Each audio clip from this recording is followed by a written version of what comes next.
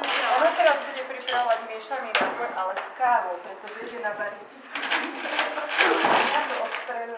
ide na baristickú súťaž, to znamená kávovú súťaž, kde majú povinne pripraviť 4 espressa rovnaké, 4 rovnaké kapučíne a 4 fancy drinky. Čiže normálne vymyslený nápoj, do ktorého povinnou zložkou, teda jednou z rôznych zložiek môžu používať, áno, všetko.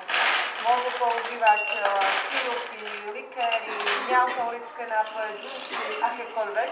My používame do nápojov, ona konkrétne bude používať mandarinku, metu, pumpkin, tekvicový sirup, triple sec likér a kávu. Povinná ingrediencia je jedno malé espresso do tohto nápoja, fancy drinku. Je to veľmi atypické, pretože ona si vlastne musí horúci nápoj, espresso pripraviť. Dávame si ho schladzovať, preto ide do kondičky do ľadu, že kým ona urobí ďalšie espressa a kapučína, toto sa aj vychladí a tak si pôjde robiť ten fancy drink. Hej? Aby tu 4 porciou espressa kávy sa medzi tým, teda tá 4 porcie kávy, aby sa medzi tým schladili. No a pripravuje nápoj, to znamená, že si zatrapováva šortové poháre, lebo to sú krátke nápoje, zatrapovala si miešací nápoj, ty čo robíš teraz? A pučiť budem ja na základe?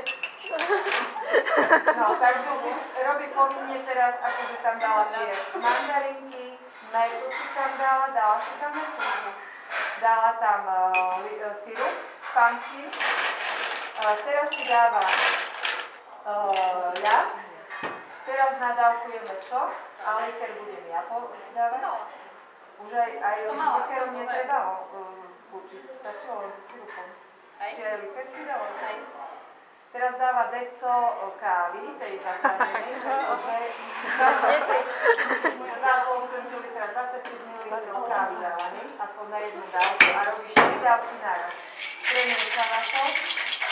No a máme v miešacom pohári pevnú zložku, ovocie, čo je tiež ako trošku nezvyčajné. A keďže do nápoja pevná zložka sa nemôže dostať a cez štrajner sa nám to všetko ako mohlo, nemuselo dobre nalievať, tak ideme cez buflované sitko, to znamená cez štrajner aj cez klasické sitko. Aby ste dosť. Si sa veľmi rozbehla, veľa nalievaš. Že aj tak sa dá, že používame pri príprave miešaných nápojov do sitka. Ona napríklad bude používať ovocné, tak nemusí ísť vôbec ovocie, ale my sme si zvolili také nápoje. Ona bude používať maliny a tam dúfam ešte mandarinka ako tak, pretože z mandarinky tam toho tak veľa neprejde, ale z maliny tam tá čistá kôstka by bola v nápoji. My to tam nepotrebujeme, alebo lepšie povedať, nechceme a nemôžeme do nápoja dostať a pustiť, tak to musíme ísť robiť cez to duplované sito.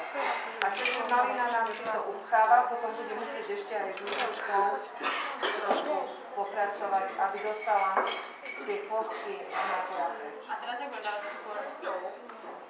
S tanierka určite. A kliešťou. No, tak. Áno. A ešte čo tam potom plátok, či stonku mety s cukrom namočenú? Hej. Ty dávaš do cukru namočenú. Čiže zoberieme... Čo to? Cukami metu tam? Nie. Uvidíme, aká meta bude. A podľa toho... Nemala by si ísť do toho.